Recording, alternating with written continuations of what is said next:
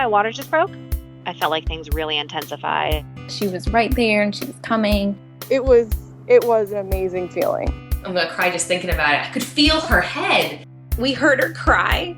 We were squeezing hands and she was screaming. I'm Bryn Hunt Palmer, and you're listening to The Birth Hour. This podcast is designed as a safe place to come together and share childbirth stories. Stick around and join us to hear informative and empowering birth journeys from all over the world. This episode is in partnership with Motif Medical. Motif designs insurance-eligible products for busy moms. With a focus on innovation and empowerment, Motif's line of breast pumps and maternity compression garments are sophisticated yet discreet and made to support mothers as they navigate new motherhood. Discover why moms are reporting more milk in less time with the Luna breast pump and see how you can get it covered through insurance at motifmedical.com/birthhour. You'll also see their other products there like the Aura Glow, which is their new wearable pump that I discussed at the end of this episode with lactation consultant Jackie. We talk about what makes this wearable unique and how it compares to the Luna, and it's really just a great conversation, so be sure to listen to that at the end of this episode. Before we get to today's birth story, I want to talk a little bit about our online childbirth course. It's called Know Your Options, and this is the course you've been looking for if you just have that gut feeling that you know you should be taking a childbirth course, but maybe the one that's being offered to you by your care provider is not exactly what you're looking for. It might be more catered towards the type of birth they want you to have versus making you informed of all your different options and how to address different things that happen in birth, because as this podcast has shown us, birth is very unpredictable. So we would love to have you check out our 12-module course. You can go to thebirthhour.com/course to see detailed outlines of what is included in the course. You will also get a bonus course called Beyond the First Latch that is an additional 6 modules all about pumping, feeding your baby, going back to paid work if that's part of your plan. And we have a special coupon code for you. It's 100OFF for $100 off enrollment. Again, that's thebirthhour.com/course. Another great way to support the Birth Hour and get more involved in the community is to join our Patreon. You can do this by going to patreon.com/birthhour, and you pledge $5 or more a month, and you get perks like access to our archived episodes. We have over 800 episodes in the archives now that are not available in the main podcast feed. You also get access to our private Facebook group, which is a great place to find support and community, as well as searching the archives there. There's been so many great discussions, and you can just pop a question into the search bar and you'll find some great answers to things that have already been asked. The last thing that we offer to our Patreon members is monthly Zoom calls, which is a really great intimate way to connect with other Birth Hour listeners and me each month. Your support means so much to me. There's a few different ways to do it. You can do a gift membership, send that link to someone who needs a gift idea for you, or you can do an annual membership, which basically gets you like 2 months free. This support means so much to me and really, truly keeps the lights on here at the Birth Hour, because with more podcast networks emerging, it's becoming a little more challenging as an independent podcaster to keep things going. So our Patreon supporters are a huge part of that, and I'm really grateful to each and every one of you. So again, you can go to patreon.com/birthhour to get started with that.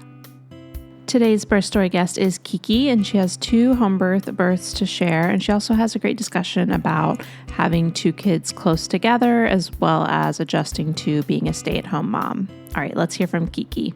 Hi, Kiki. Welcome to the Birth Hour. Thank you so much for coming on the podcast. Yeah, I'm super excited to be here. Thanks for having me. Of course. I'm excited to get to your stories, but before we do that, can you tell listeners a little bit about you and your family? Sure. My name is Kiki Van Cleve. We live in Tennessee in Memphis, and there's me and the 3 Van Cleve boys, my husband Philip, and we have 2 sons, David and Jonathan, who are 2 this week and 9 months. All right. We're going to hear both their stories today. So why don't you start off with, anything you want to share from your journey to getting pregnant, finding out you were pregnant with your first? Sure. So my husband and I got married when we were 28 and 29. And I have known since I was maybe 23 that I had PCOS. And kind of thought, which is so funny because the research about PCOS has changed and expanded a lot. But I kind of thought, I can't have kids. And so we were married for a year, and then we said, we had some friends who had really long and complicated experiences getting pregnant with PCOS. And so we said, okay,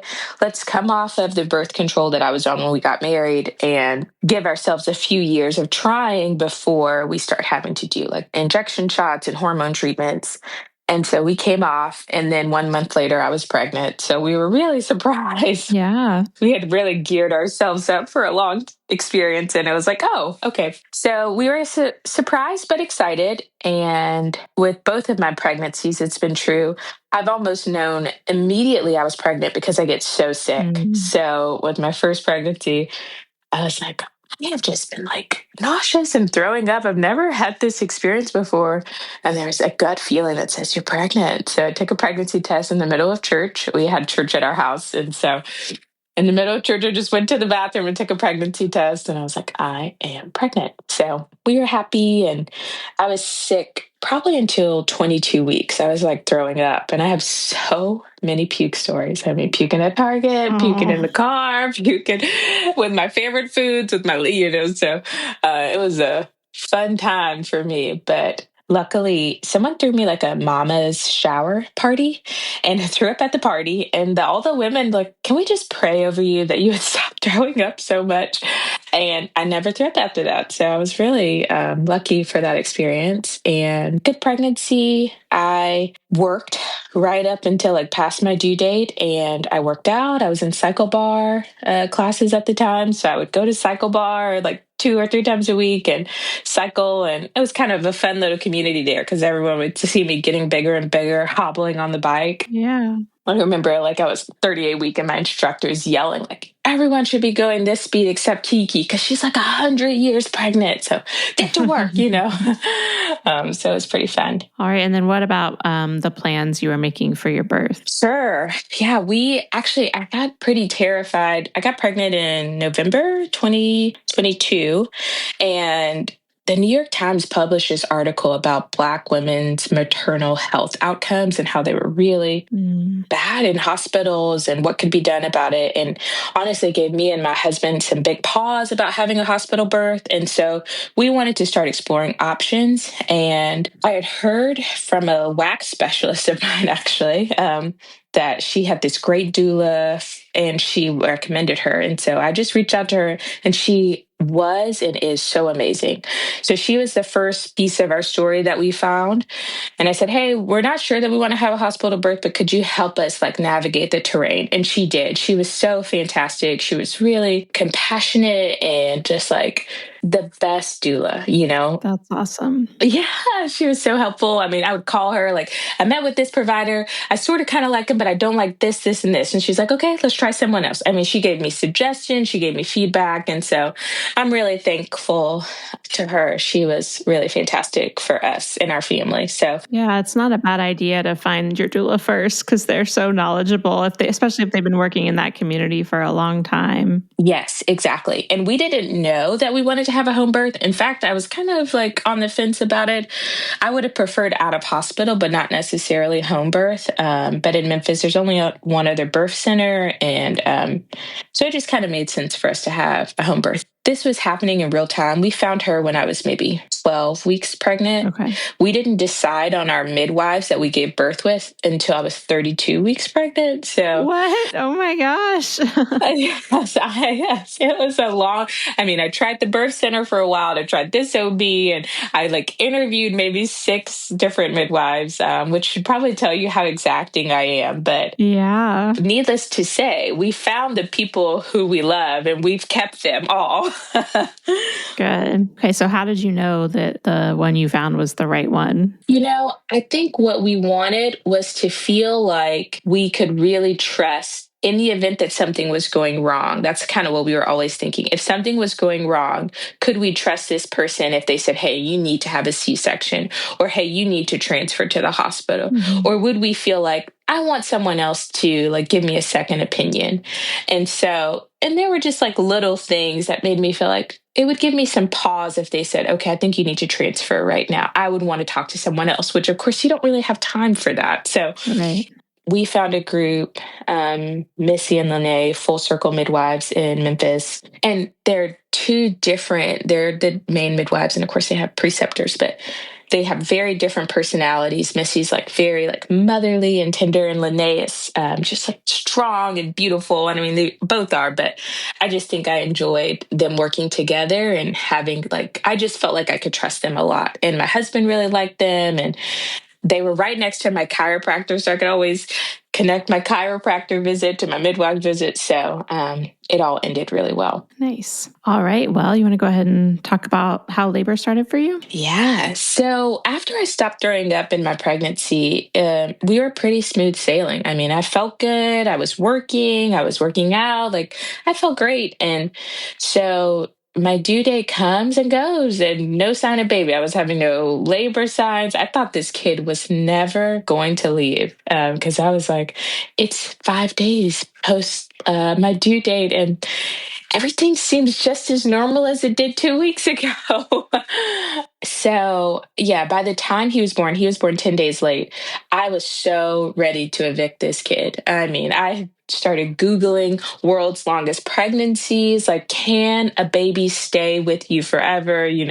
So I was really starting to have nightmares that he would never come. So I was really happy when we went into labor. But day 9, I was just bouncing on the birth ball. We were watching, I think, a comedy special, and I was laughing, and then my mucus plug fall. It was a very dramatic moment. I was just laughing, and then my mucus plug fell out. And my husband yells out, "I don't think I'm ready for this." It's like, you better be ready. This is 10 days later than it's supposed to be. So we texted everyone and said, "Hey, we think something's happening, but we'll keep you updated." And so, yeah, through the night, I couldn't really sleep, but I could get rest. So I would lay down in the other room and I was listening to Harry Potter, which is my favorite audiobook, and just sleeping a little bit, but just having some slight contractions. But around 6 a.m., I texted everyone. I was like, "Hey, we're starting to kick into the next level," just putting everyone on notice so people could start coming. So our doula came first, and then the midwives came around 8 and set up the birth pool. And I don't really remember, in both of my labors, this has happened where I just went into labor land. It's like, okay, everyone got there. And then 2 minutes later, I had a baby.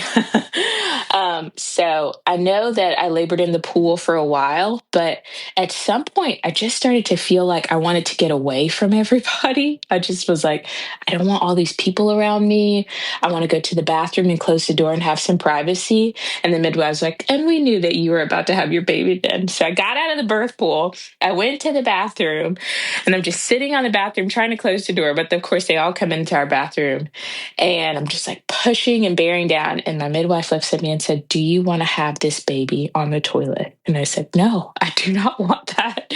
She said, "Okay, come with me." So I gave birth in our hallway in between the birth pool and the bathroom, and just on a birth stool. And it was really sweet. I felt the baby's head, and I just felt like I could start talking to him. And it was just like, "Hi, it's me. It's okay. Everything's okay." And so I was crowning for probably a full minute before he came out, and he kind of was holding there, and then he just kind of tumbled out of there. And so, yeah, there he was, our boy David. And I had no tears, and they had to waddle me to the bedroom as I was in the hallway at the time. Mm-hmm. I did have immediately after birth a lot of bleeding. So they gave me a tincture, which I couldn't tell you the name of it, to help me stop bleeding. And of course, I was having the tremors at the time. But I would say I love home birth because it was so sweet. We had this birth. They cleaned up everything. Someone brought me some food. They checked on the baby. They did all these things. And then we were at home, and then everyone left and we were at home all together. So it was a really sweet and special time. I love that. I remember with my first home birth, my mom was like, "I just wouldn't want all that mess at my house." I'm like, I've never talked to anyone where the midwives didn't clean up the mess. It's part of the package. Yes. It's so great. It's just nothing happened here. Yeah, totally. And you're just tucked into bed. And how was your postpartum longer term? Yeah. So with David, I had a really good postpartum. No issues with breastfeeding. We had this new, which is like a baby sleep magic machine. And so he started sleeping through the night pretty early. So I would say like by 8 weeks, he was sleeping through the night. We had friends who were also having babies at that time, and we would whisper that because we knew that, we were like, it's not us. I think it's this new. It has some magical hold over him. Mhm. So, yeah, we didn't have any issues. I knew that I was going back to work right about 4 months. And so our big challenge was finding childcare. And so the first 6 weeks, actually, I had lined up family and friends to come into town, like one after another. This person would come this week and this person would come this week, the first 6 weeks to help us. And it's so funny. I made this long Google Docs, probably got like, I don't know, 5 or 6 pages of here are the things that would be helpful. Here's what I don't want you to do. Here's this schedule. Here, it was so orderly. I laugh at that now. It's just a type A first time mom in me. So that was really helpful. And I think the last person who came was helping me to like, okay, let's start finding someone who can help you once you get back to work. And we looked at a few daycares, but I decided that I'd prefer to have someone come to our house and take care of David. And so once again, for like a month, I interviewed nannies. I'd call and have a phone interview with them. Then they would come and do like a test day with us. And so I was pretty exacting, but we found a great nanny who was super helpful and I think will always be a special person to David. So I went back to work and I travel for my work. So she would be here or sometimes she would come with me with David as I traveled. And so I went back to work 4 months postpartum. And I was like, man, we're feeling good. David's sleeping through the night and we've got a great nanny. We're getting a good system here. And at the time, we were thinking to relocate for my job to where it was so I wouldn't have to travel so much. And that's when we found out we were pregnant the second time. Oh my gosh.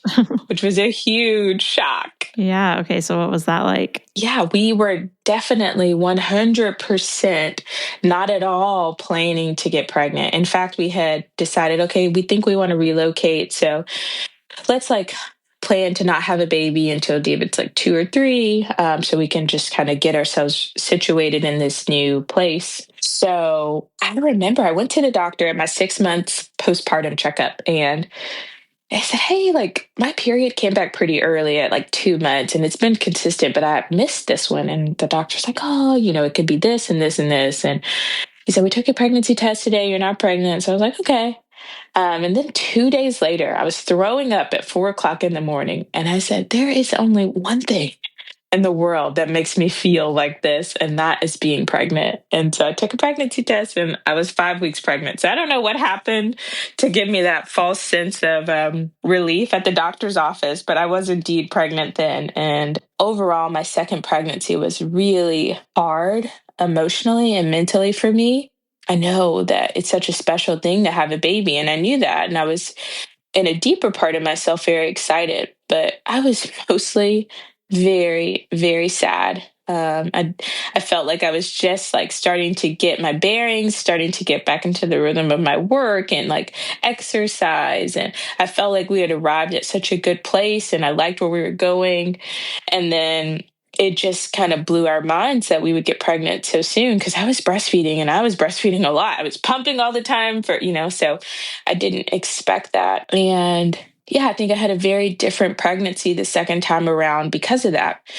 I was really trying to scramble to figure out how I could keep my job when we weren't planning to relocate anymore or try to find a new job that was local to us. And so I just threw a lot of energy into that. I hired my doula at first because I said, oh my gosh, you won't believe this, but I'm pregnant again. And she was excited. But I found that people's excitement about the baby was very helpful for me. And I mean, my doula didn't do anything wrong. I just said, hey, I really don't want a constant reminder that I'm pregnant. And she would have these fantastic childbirth classes and walks with all of her doula clients. So we would all get together and go for walks, which was such a great way to build community. But once again, for my second pregnancy, it was just a reminder that I'm pregnant again. And how old's your son? It's oh, he's 6 months. Oh my gosh, you're how, And so that was really hard. My job was really hard. I just felt like my whole second pregnancy, I was getting all these things that I didn't want that weren't necessarily bad. And I know that for someone else, they would be so grateful for it. But I just felt like, oh, this is not what I thought. This isn't what I expected. And so ultimately, when I was like 6 or 7 months pregnant, we decided, okay, I went to a job interview here. And I mean, I'm putting on the corset. I'm putting on a big blazer and pants. I'm trying to hide the fact that I'm pregnant, but I am 5'1". And so when I'm pregnant, I am aggressively pregnant, like you can't hide it. But I was trying. And so I'm like, maybe I could just get in here and they won't know. And I walk in and sit down with the guy. And the first thing he says was, oh, wow, you're expecting another baby. And so I was like, okay, well, this is not working to keep this a secret and to try to get a second job. And so we decided pretty hard to let go. We weren't going to relocate for my first job, and we stopped trying to get a second job. And so I just stopped working when I was 7 months pregnant, and we let our nanny go. And I just remember the first day she didn't come. I was just sitting there with my son, David, and I was like, well, what do we do now? It's you and me, kid. It's you and me, kid. I had great support. The midwives were so understanding of how I felt and really just lifted me. But it was just, I felt like I was holding an umbrella outside in the rain that whole second pregnancy. It's what it felt like. And so, yeah, I didn't exercise as much. I didn't take as many supplements, or I didn't study labor. It was not a happy time for us, or I should say for me. Everyone else was happy, but I was not so excited. So yeah, that's hard. I mean, when you're not expecting it and so much of it falls on you physically, and then your whole career changes. Yes. Yeah, and I got an umbilical hernia like 3 months. I was like, hey, I feel like I have a second belly button. And so, that came with like having a babies that close together comes with certain physical challenges. And so I gained more weight the second pregnancy. And so, yeah, it was hard. And he was due October 30th, and I was on Halloween. We went to a Halloween party, and I was just like, and once again, I'm 5'1", so I am so aggressively pregnant. I'm just like way out there. And I'm just waddling around in my Glinda the Good Fairy costume, just feeling so miserable. So the next day, I just started feeling off, and I remember crying in the bath. I was like in the bath. I was crying to my husband, like, I don't want to wait 10 days again. It was so hard last time. Like, I really don't want to do that again. And then like maybe an hour later, my water broke and I wasn't having any contractions. So I called the midwives. I was like, I think this is water. Like, can we come check? And we're all like putting test strips in it. And and so we decided it was. And so they gave me, because I wasn't having any contractions, they gave me a tincture to kind of induce contractions. And that thing was super effective. So probably from 8 to 9 a.m., we were just, okay, your water broke. And then 9 to 10, no contractions had started yet. So I was like, I called both of my sisters, my sister-in-law and my sister, and I said, can you guys please come and mop all my floors? I know that sounds crazy, but I'm having a baby and somebody needs to mop the floors before the baby comes. So they both came, really, gotta love your sisters. And they mopped the floors and cleaned up. And I'm sitting on the birth ball. And for the first time in like 9 months, I'm like actually excited that this baby is coming. And my contractions started at 11 and the baby was born at 1. So it was just fast and furious and very intense. I was like, oh my gosh, these are so much worse than last time. And I felt that same sense of like, I want to run away from everybody again. And it was so much worse this time because I probably moved 5 or 6 times. I would leave my room and go into the bathroom and then go into the baby's room and then come back in here. And I'm like, I want to do it on the birth stool in my room. Actually, I want to be on the bed. And so finally it was like, okay, this kid is coming out. You got to pick a spot. And so they rushed to get like a shower curtain, put it on the bed because, and we caught the baby on the bed. And so. Wow, so fast. Yeah, it was so fast. But when that baby came out, it was probably the most euphoric moment of my life. I mean, I held that baby and I just felt like, wow, I'm going to do this forever because it's so high, Oh, yeah. that feeling when the baby comes and just like the physical relief, but also in a pregnancy that felt so sad and heavy. This baby just felt like such a bright, bright star. And so the first words I said to my husband was, I don't know that you can convince me to do that again for a long time.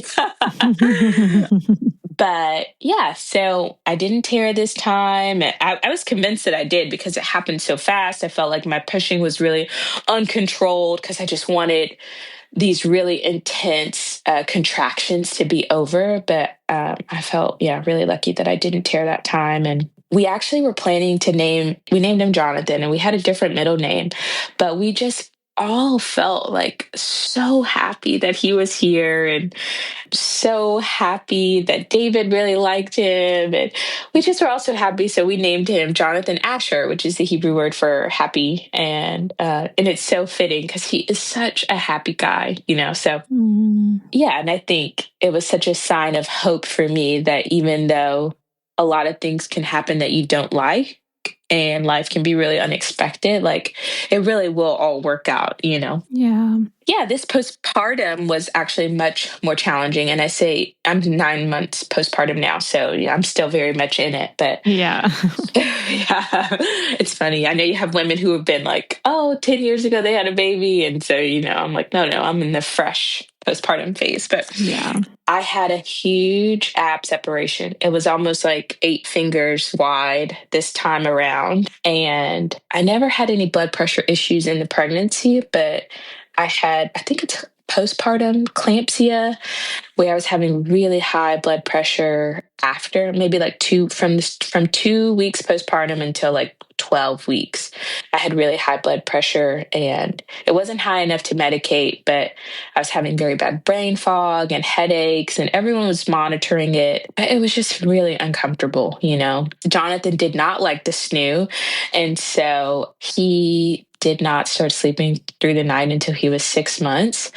And David at the same time was having a pretty aggressive sleep regression. So we were just a very, very tired house. And of course, I was transitioning to being at home with 2 small kids, changing 2 diapers, 2 kids crying. I mean, I felt like 3 times a day I would say, why is everybody crying? I am continuing to say this. So yeah, this postpartum has been much more difficult. I even think that not working, the first time I was preparing so much to have someone come and take over childcare while I was working. And this time it's just been kind of finding my groove as a stay-at-home mom. And I do work part-time. I work like 8 to 10 hours a week, which I think is like the perfect balance for us. But yeah, just like, how do I like to be a stay-at-home mom? Like what works for me, what doesn't work? And so it really required a lot of paradigm shifting. And I'm really thankful. I've had some great books and podcasts and friends who I just feel like they've challenged me to see like being a stay-at-home mom is like an adventure. Like you get to do this like really incredible thing with your kids. So you get to shape them and have this large impression on them. You get to set their day. You get to, and I thought, yeah, that actually sounds good to kind of see it that way as like this adventure and even kind of work. Like we have a routine, we have a schedule, not just like letting the day happen to us. So yeah, and I'm still very much in that, like I said, but. Yeah, that's such a good point. I mean, I think that, there's all this discussion over going back to work versus staying at home. And like there's challenges to both and great things about both. So I could see that being a longer adjustment, having done one so close to the next, Yes. Yeah. All right. Well, you mentioned you had some good resources. So we want to hear all the resources that you have to share. Yes. So I had a friend and she is like such a gold star pregnant lady. She would like run 5 miles and drink the green smoothies. So when I got pregnant the first time, I said, hey, what are all these supplements you take? Why do you take them? Like, where'd you learn about all this stuff? And so she gave me Real Food for Pregnancy. And it is my number 1 pregnancy recommendation. I think it gives it makes something that's so mystical, like very clear, add some facts to it. Like it was such a paradigm shift for me to think, oh, there is a way that I can nourish my baby and myself in this season that's beneficial. Going from like, oh, pregnancy is a time to kind of eat whatever you want, I'm eating for two, versus like there are facts to support there's a way that can really be beneficial for us. And that's enjoyable. It's not like I didn't get McDonald's or a cherry limeade from Sonic all the time, but it synthesized a lot of the information out there about pregnancy nutrition for me. So I really love that. For labor, I loved, of course, The Birth Hour and the NMA Natural Childbirth book. I just love hearing birth stories. In my first labor, I threw up a few times when I was transitioning. And I remember hearing women on The Birth Hour talking about that. And so I think I would have panicked, but for not knowing, oh, this can happen in labor. Yeah. Yeah, and I watched a lot of YouTube videos on home births, which I don't know that I would ever put my birth on YouTube, but I'm so thankful for the women who did. Right. And I used the Christian hypnobirthing app when I was in labor. And I would like practice with it at night, like to go to sleep, to listen to it. And so I didn't use any of that with Jonathan because it was so fast. But with David, the overnight times I would listen to Christian hypnobirthing, get in the shower just to relax. So there's so much available for us to use and to rely on. Yeah. And what about the books you mentioned for stay-at-home mom and stuff? Yes. So for like postpartum, stay-at-home mom, I would say making a plan, which my plan was kind of aggressive the first time. My second time around, it was much more relaxed. But having a plan to have people come and help, I think was really excellent, to have another set of hands around. And with our first kid, it was more like, can you help us do the things that make our house run? But with Jonathan, it was like, can you take care of David while we take care of Jonathan? So yeah, making that plan was really good. And there was a lot of resources on the internet having like that postpartum plan. And my favorite book about staying at home is What is a Family by Edith Schaefer.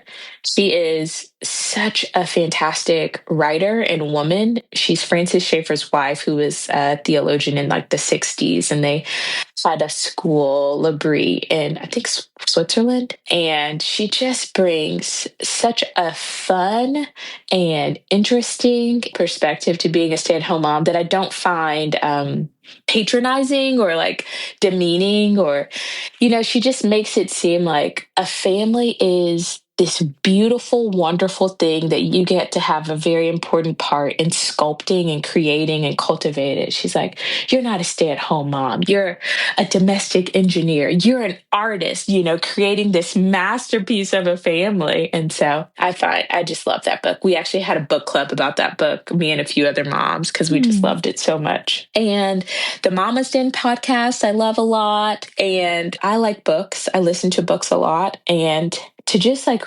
read and listen to on our walks some of my favorite books with my kids, like Harry Potter and Anne of Green Gables, and listen to some of my favorite musicals with them. It really has made being a stay-at-home mom more purposeful to me. Just like, I'm not just like keeping them alive until their dad gets home. I am like shaping what they think about music and art and nature and God and themselves and marriage and finances. And then it gets kind of overwhelming. But I do think, it's like so fun, actually. Crazy, but fun.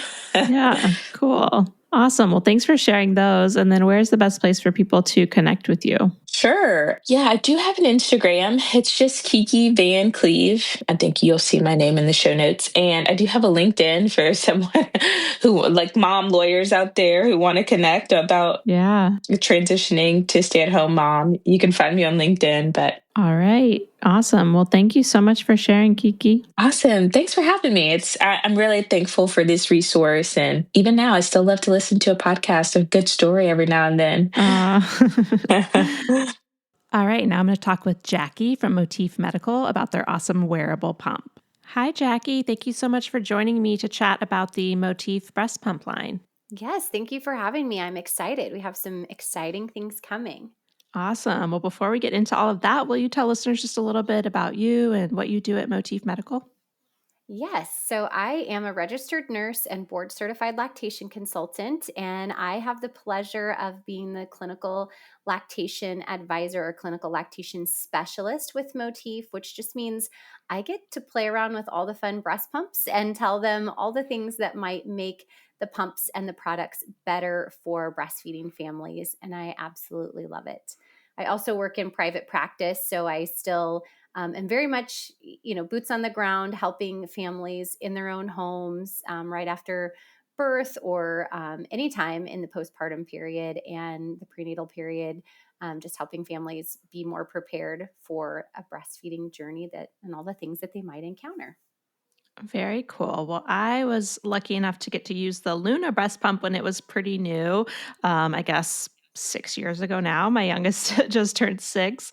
And I talk about all the time how it was my favorite pump of all the ones I had tried over 3 kids and everything. And then you guys came out with the hands free pump a couple years ago. And now there's something new on the horizon. So I want to talk about the new pump that's coming out this year.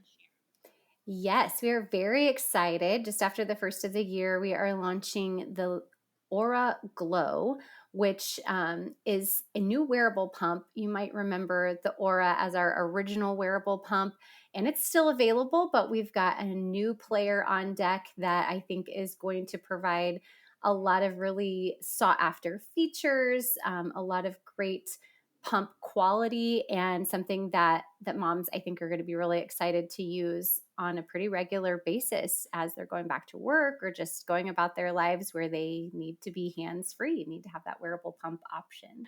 Very cool. So I know you guys kind of take a lot of, I don't know, advice isn't the right word, but you take feedback. There we go. You take feedback from customers and what people are liking about pumps and things like that. So what are some of the differences with the Aura Glow that we can expect to see? Yes, I love this question because this is why I love working with Motif. That Yeah. they are so particular about taking feedback from the professional community, from the families who are using their products, and they're not just looking to pump out products that sell. Hmm. Obviously, it's a business. We need to sell things to stay in business, but the idea is to make products that actually meet needs and make pumping easier for people so that they naturally just want to buy the products, which I love that idea. And I love that we've built the Aura Glow based on feedback. So the thing I'm most excited about is the expanded flange sizing. So you get 5 flange sizes right in the box. So you get the 24 millimeter brush shield, but we also include 15 millimeter, 17 millimeter, 19 millimeter, and 21 millimeter inserts so that right out of the box, most people are going to be able to find something that allows them to pump efficiently, effectively, and comfortably. And then if those sizes don't work, the 15 through 24 that come in the box don't work, we also have even smaller sizes, 11, 12, 13, and 14 millimeter inserts available, and then a 27 millimeter brush shield available for those that might need a larger size. So excited about that. The other things that I think set this pump apart, it's a powerful wearable. So the suction is 260 to 280 mmHg. So that's millimeters of mercury. That's how we measure that suction pressure.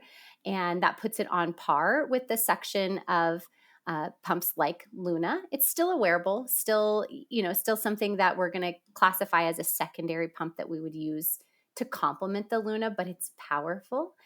And it has 2 pre-programmed pumping modes, which are just, I think, something that's going to make life so much easier and take a lot of the guesswork out of, what settings do I use? How do I set my pump to get the most out of it?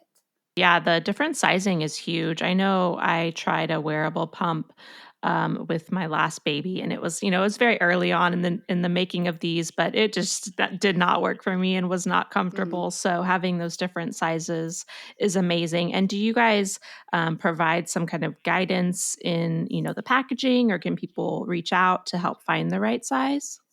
We do provide guidance in the packaging that's all been updated to Mm, match the most current information we have about flange sizing. So as I said, Motif is huge on listening to that feedback, and lactation consultants have been screaming about flange sizing for a while now, and Motif definitely has listened by including those smaller sizes and that flange sizing guidance that does fit the most current information that we have about getting the right size. Amazing. So you also mentioned the programming modes for pumping. Can you explain a little bit about those and what's different with the Aura Glow? Yes, so I think this is revolutionary. I love this idea. There are two pre-programmed pumping sessions.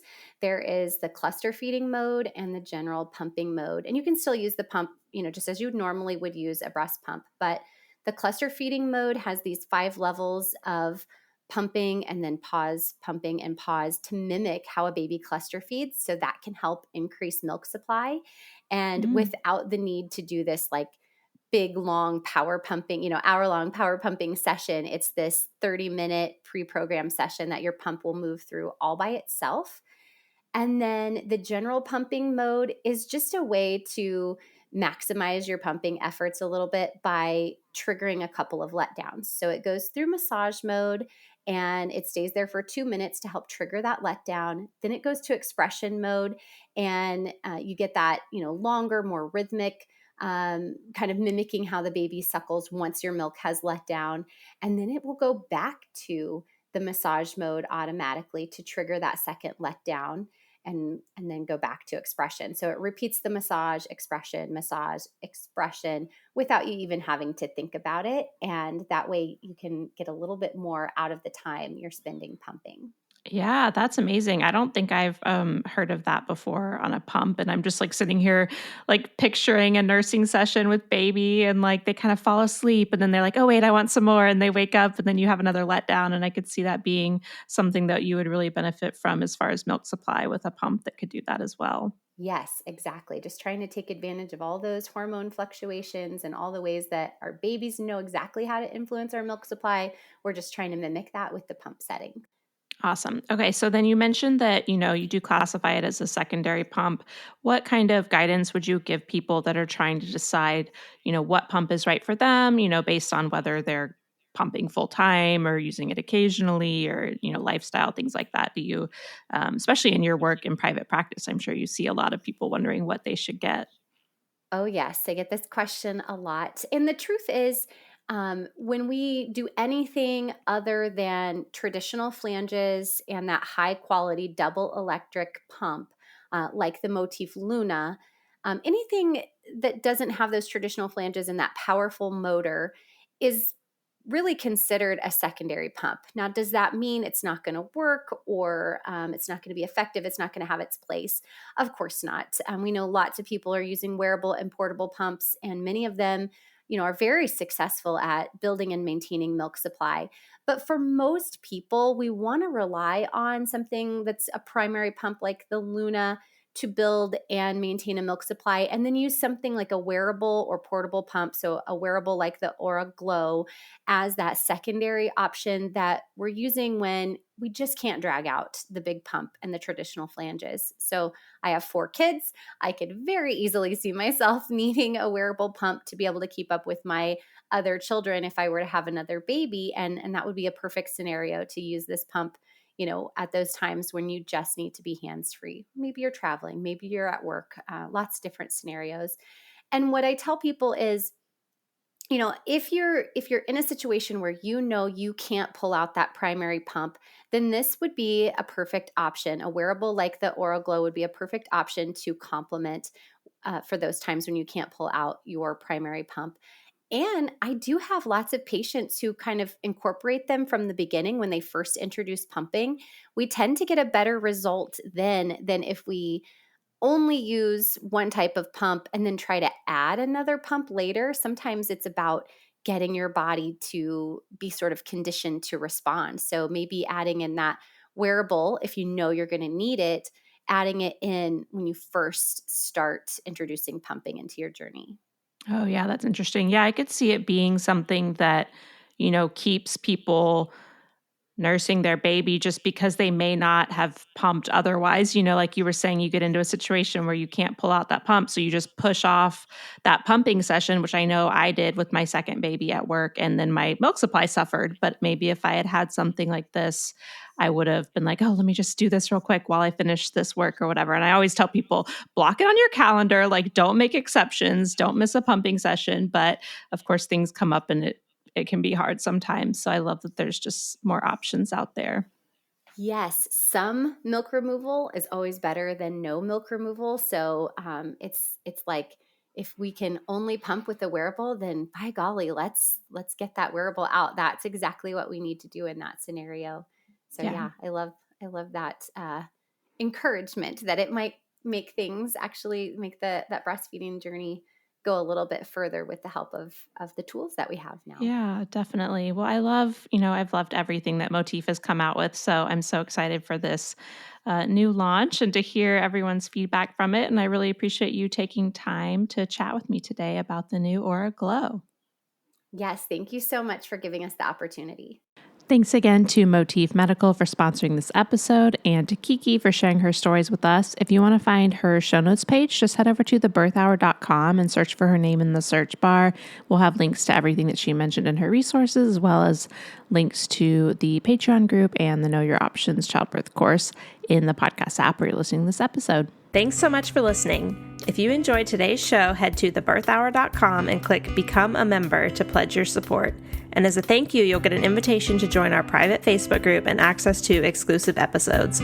Your vote of confidence and support means the world to me.